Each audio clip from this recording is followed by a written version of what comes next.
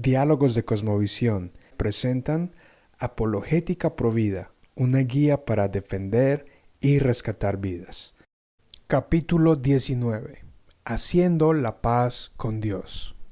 Tu vida por mi alma, un intercambio desigual. ¿Merecía la pena tanto dolor? Tú nos perdonas, incluso cuando no lo merecemos. Tu muerte no en vano. Narnia. Porque yo no justificaré al impío. Éxodo 23, 6. ¿Puede Dios perdonar el derramamiento de sangre inocente? ¿Puede Dios perdonarnos por haber cometido el aborto o haber hecho que nuestra pareja o expareja lo hiciera? ¿Puede Dios perdonarnos por tolerar el aborto en nuestra sociedad? ¿Puede el Señor perdonar al ministro que lo recomendaba y jamás enseñó a su iglesia a pensar bíblicamente? Estas preguntas son nada más que derivadas de la pregunta: ¿puede Dios perdonar al pecador? Y le sigue: ¿sobre qué fundamentos puede Dios perdonar al pecador para que experimente misericordia y gracia? ¿Acaso Dios no es justo como para castigar al culpable sin condenar al inocente? ¿Cómo es posible que Dios, siendo un juez justo, perdone y libre pecadores de sus pecados? ¿Será que al final de cuentas simplemente parpadea amistosamente y le dice al impío: entra en el gozo de tu Señor? ¿Se sienta al violador junto a la mujer violada en la misma mesa celestial y le dice: qué gusto verte de nuevo, hermana mía, como si nada hubiera que restituir? Cuando un secreto se convierte en testimonio. Todos tenemos secretos y en ocasiones estos nos atormentan. Lamentablemente, aspectos como la culpa y la vergüenza son cosas a las que ni psiquiatras y psicólogos tienen el antídoto. Una de las manifestaciones de la crisis humana es la depresión, la cual a menudo es una consecuencia de la culpa. Actualmente hay una gran preocupación por la salud mental en las ciudades. No obstante, hay culpa correcta y hay una culpa que es falsa. En ocasiones, las personas pueden verse deprimidas debido a una interpretación defectuosa de su realidad y como consecuencia experimentarán una culpa falsa. San Pablo escribe: la tristeza que proviene de Dios produce arrepentimiento para salvación, y de que no hay que arrepentirse, pero la tristeza que proviene del mundo produce muerte. 2 Corintios 7:10. La Escritura dice que David fue un hombre conforme al corazón de Dios. Hechos 13:22. Sin embargo, podríamos hacer una lista de aquellos pecados con que David ofendió al Señor y que como consecuencia tuvieron repercusiones para su posteridad. Para comenzar, 1 Samuel 11 nos narra que David fue irresponsable como rey, pues en lugar de ir a la guerra con sus ejércitos, se quedó en casa siendo improductivo. Y como dicen que la pereza es la madre de todos los vicios, codició a la mujer de su prójimo, violando tanto el séptimo como el 10º mandamiento. Éxodo 19, 14 y 17. Por si fuera poco, el esposo de esta mujer era un soldado leal, a quien después de David tener relaciones sexuales con ella, trata de embriagarlo, con el objetivo de encubrir su acción y en caso de que Betsabé hubiese concebido, la vida siguiera su curso normal y el niño naciera como si fuera hijo de Urías el soldado. Cuando este plan fracasa, conspira en su corazón asesinar a Urías y lo hace al enviar una carta ordenando a Joab, el ejército, que lo abandone en el primer lugar donde la batalla esté más intensa para que muera. Quizá una de las cosas que más nos causa disgusto es que dicha orden fue enviada al general por manos del mismo Urías. Así David hizo de Urías el mensajero de su propia muerte. ¿Cómo es posible que Dios declara, tanto en el Antiguo como en el Nuevo Testamento, que David es conforme a su corazón? La respuesta la encontramos en el Salmo 32. Este salmo nos expresa cómo el rey David recuerda aquellos momentos en que se sentía miserable después de haber pecado. Allí David reconoce el peso de la culpa que tuvo que cargar durante casi un año. de día y de noche se agravó sobre mí tu mano. También reconoce que encubrir aquel pecado le trajo mucha vergüenza. Se volvió mi verdor como sequedades de verano. La culpa se siente como algo pesado y la vergüenza como cuando el clima está muy caliente. Podría decirse que la realidad de la culpa por lo que hizo y la vergüenza le trajeron una gran tristeza y depresión. Lo positivo es que la historia demuestra que era según Dios, es decir, para salvación. En una de mis conferencias una mujer testifica: he cargado esta culpa durante casi 10 años. Otro hombre dice: me siento culpable y avergonzado por llevar a mi exnovia a abortar hace más de 30 años. David dice: bienaventurado el hombre a quien el Señor no culpa de iniquidad y en cuyo espíritu no hay engaño. Allí él afirma que Dios de alguna manera quita la culpa de encima de los hombros del culpable y que aquel que al encubrir sus actos se sentía como mentiroso, ahora es libre. Pero la pregunta que persiste es: si Dios es justo, ¿cómo justifica al pecador? Los fundamentos del perdón. La historia bíblica es una historia de esperanza.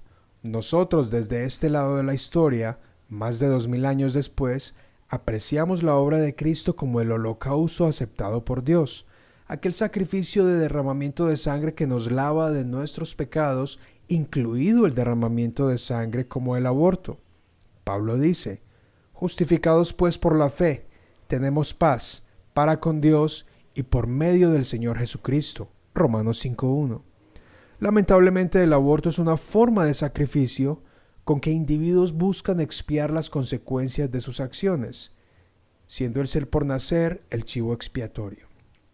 Pero para personas como David, dicha experiencia era vivida en fe, esperando aquel que vendría en un futuro, como dice Erwin Lutzer. Eran salvos a crédito. Precisamente al final del Salmo 51:19, él ora para que después de ser absuelto de sus pecados, pueda sacrificar ofrendas de justicia aceptas a Dios, lo cual para el creyente de este lado de la historia es su vida misma y el fruto de labios que exaltan el nombre de Dios. Romanos 12:1, Hebreos 13:15.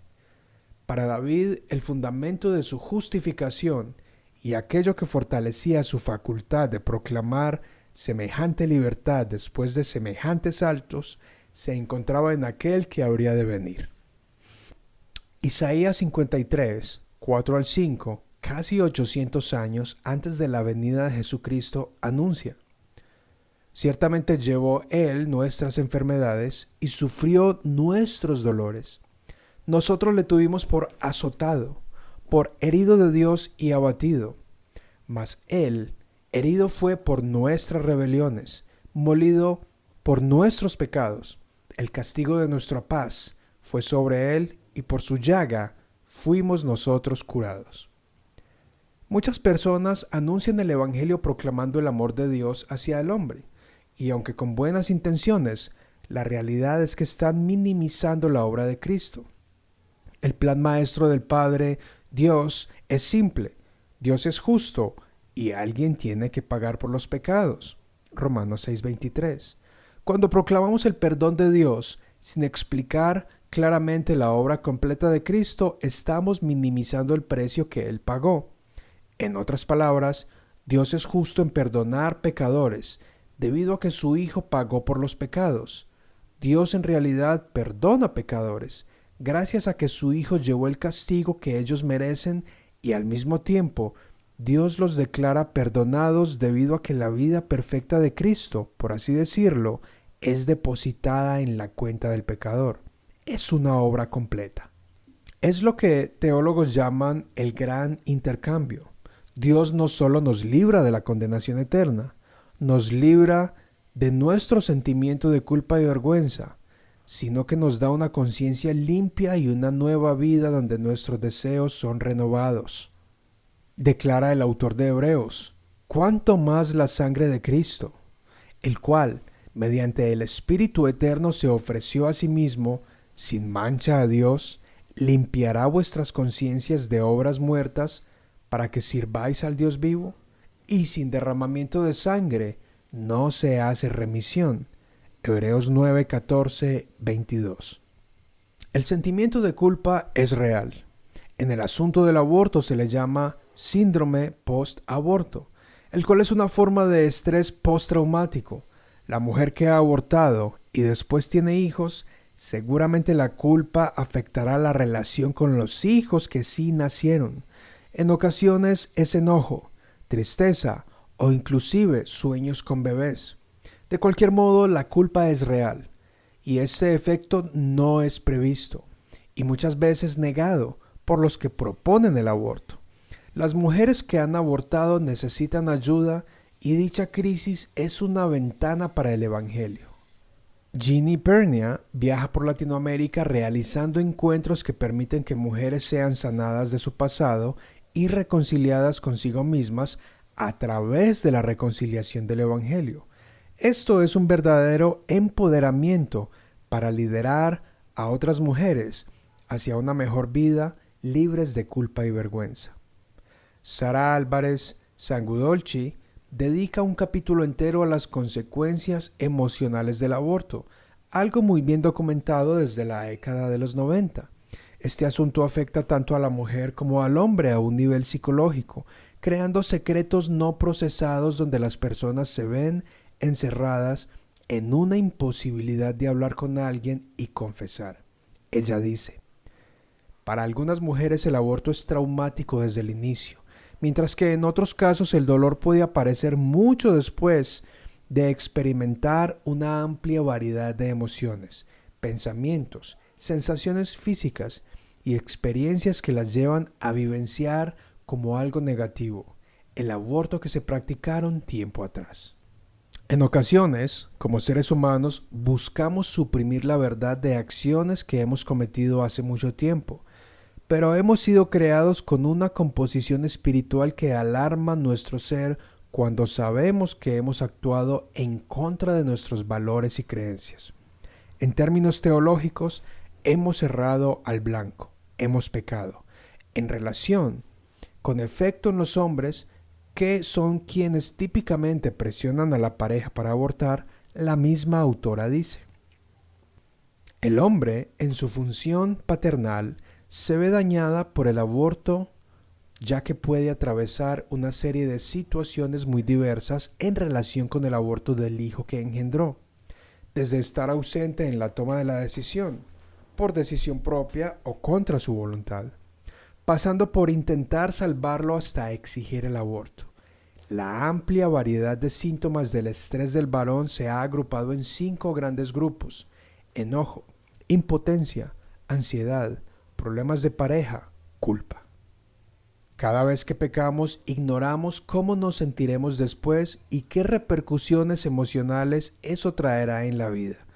Solo Jesucristo puede liberar de la culpa y de la vergüenza, pues Él llevó toda nuestra culpa y vergüenza cuando su sangre fue derramada como un sacrificio perfecto. Por eso Cristo se hizo hombre, vivió el mismo proceso de gestación que todo ser humano, vivió la vida perfecta que ninguno de nosotros es capaz de vivir y lo hizo de manera activa. Por si fuera poco, llevó el castigo que merecíamos llevar. En las 3 horas de tinieblas fue una masa de pecado. Se hizo pecado. 2 Corintios 5:21. Abandonado por el Padre con quien ha tenido intimidad desde la eternidad. Juan 17:5.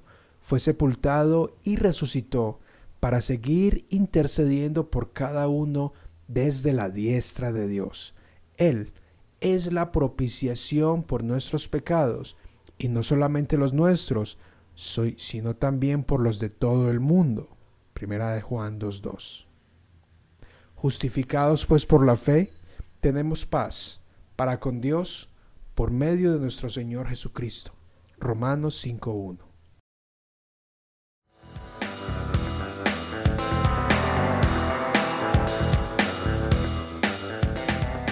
Gustado este contenido, ya sea que estés mirando por YouTube o por Spotify o Apple Podcast, por favor suscríbete, dale me gusta, comparte, deja tus comentarios, ya que desafortunadamente la mayoría de los que ven mi contenido no están suscritos.